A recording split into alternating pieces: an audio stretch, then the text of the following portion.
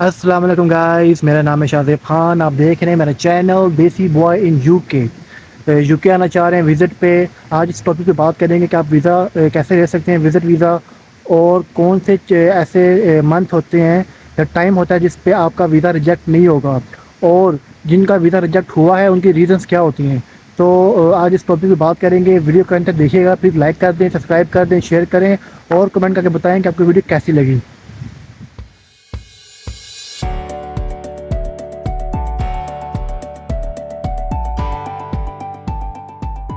कैसी लगी। तो वैसे सबसे पहले बात करते हैं कि विज़िट में भी दो कैटेगरीज आती हैं।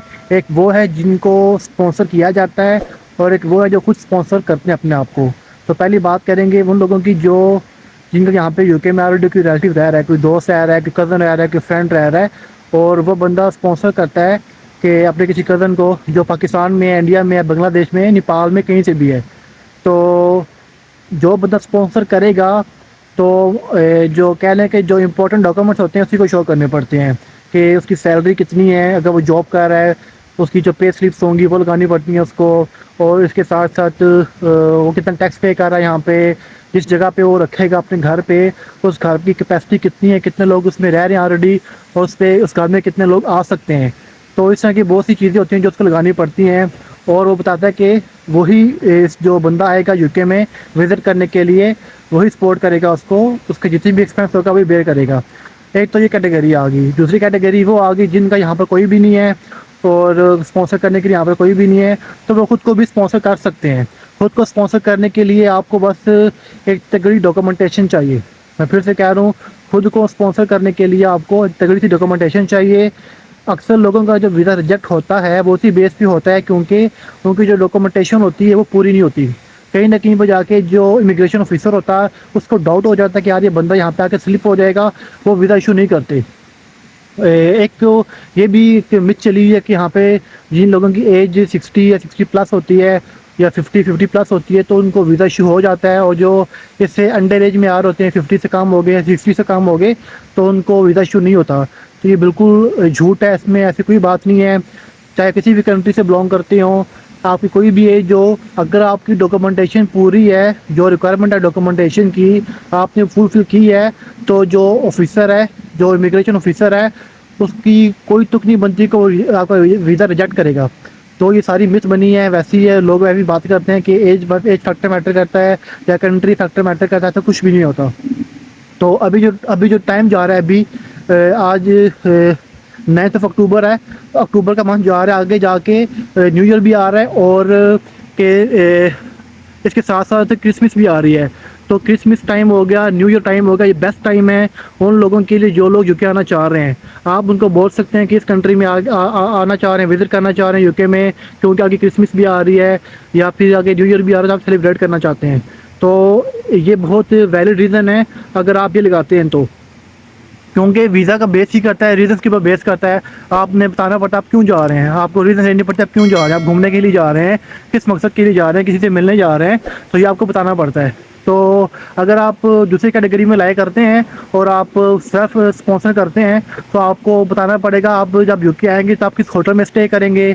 यहाँ पे बहुत से होटल्स हैं जो ऑलरेडी जो चार्ज नहीं करते लेकिन आपकी रिजर्वेशन कर लेते हैं। आप booking.com में जाए, वहाँ से आप रिजर्वेशन करा लें। और भी बहुत सी एप्लीकेशन हैं, बहुत सी जो है ना वेबसाइट्स बनी हुई हैं, तो आप जाके अप्लाई बुकिंग कर लें, अपना रूम बुक कर लें, और आपको पे करने की ज़रूरत नहीं है। जब आप वहाँ पर पहुँच जाएंगे, आपका वीज़ा लग जाएगा, आप ऑन स्पॉट जाके पे कर सकते हैं। लेकिन आपको शो करने के लिए कि आपके पास होटल आपने बुक कर लिया है, आपने रिज़र्व कर लिया है, आप वो डॉक्यूमेंट लगा सकते हैं अपने डॉक्यूमेंटेशन में।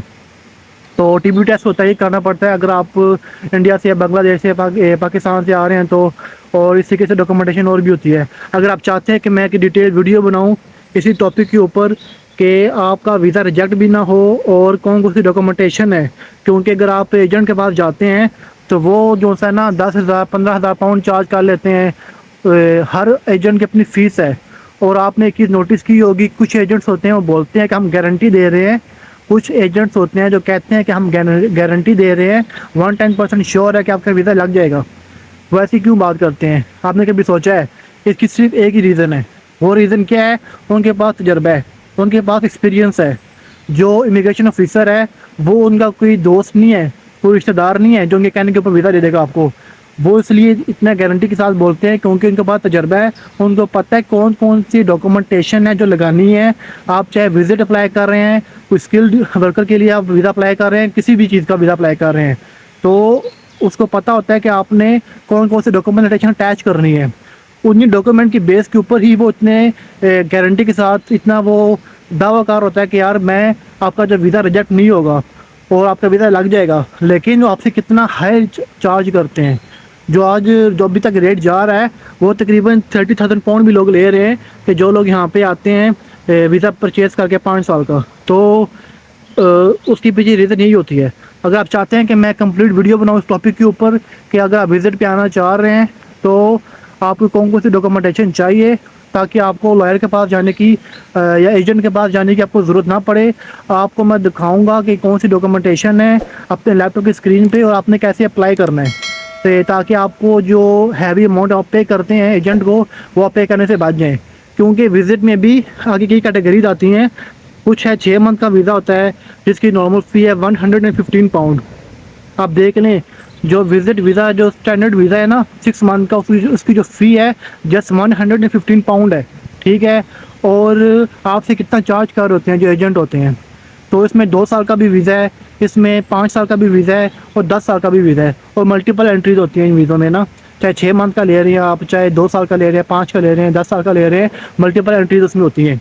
तो जो 4 साल का जो 2 साल का वीज़ा की जो फ़ी है वो 400 पाउंड है। जो 5 साल का वीज़ा है विजिट वीज़ा उसकी जो फ़ी है तकरीबन 770 पाउंड है और राउंड फिगर करें तो तकरीबन 800 पाउंड कर लें आप। और इसके साथ साथ जो 10 ईयर का वीज़ा है वो 1000 पाउंड के करीब है, इसके ऊपर नहीं है। तो बाकी जो आपका एक्सपेंस होता है वो आपका टिकट का खर्चा होता है, आपकी जो होटल आप करते हैं बुकिंग करते हैं उसका खर्चा आपका होता है, एक्सपेंस आता है, या जो आपने शॉपिंग करनी है, आपने जो खाना पीना करना है, या आपने जो ट्रैवलिंग करनी है यहाँ पे आने के बाद टैक्सी वगैरह की, वो खर्चा आपका होता है। लेकिन आप देखें कि जो आपका एजेंट होता है कितना चार्ज करता है आपसे, वो 20-20 लाख पाकिस्तानी रुपये में करें 30-30 लाख रुपया लेते हैं, 40-40 लाख रुपया लेते हैं, खाली विज़िट वीज़े पे भी लेते हैं वो। तो वो क्यों इतना ले लेते हैं, क्यों वो इतनी गारंटी इसलिए देते हैं कि उनको पता है कि उन्हें कौन सी डॉक्यूमेंटेशन लगानी है। तो मेन चीज़ ही डॉक्यूमेंटेशन होती है। वो एजेंट जो इमिग्रेशन ऑफिसर है उसका कोई गरज नहीं है कि आप नेपाल से हैं, इंडिया से हैं, बांग्लादेश से हैं, पाकिस्तान से कहीं से भी आ रहे हैं, कोई गरज नहीं है। वो चेक करता है, उसके पास इतना टाइम नहीं होता कि वो बहुत डीप में जाए। वो आपका कवर लेटर देखते हैं, डॉक्यूमेंटेशन देखते हैं, आपकी आपने क्या रीज़न लगाई है वो देखता है कि यार ये बंदा आगे स्लिप तो नहीं होगा। एज फैक्टर मैटर नहीं करती, कंट्री मैटर नहीं करता। तो एंड पे मैं फिर एक बोलूँगा कि अगर आपको चाहिए कि मैं आपको कंप्लीट बताऊं कि आपने कैसे अप्लाई करना है विजिट वीज़ा, क्योंकि आगे न्यू ईयर भी आ रहा है और क्रिसमस भी आ रही है, तो मैं कंप्लीट बताऊंगा आपको डॉक्यूमेंटेशन क्या रिक्वायर है, आपको एजेंट के पास जाने की ज़रूरत नहीं है। तो आज की वीडियो को वाइंड अप करते हैं। तो प्लीज़ लाइक कर दें, सब्सक्राइब कर दें, शेयर करें और कमेंट करके बताएँ कि आपको वीडियो कैसी लगी, ताकि मज़ीद इंफॉर्मेटिव वीडियो आपको मिलती रहे।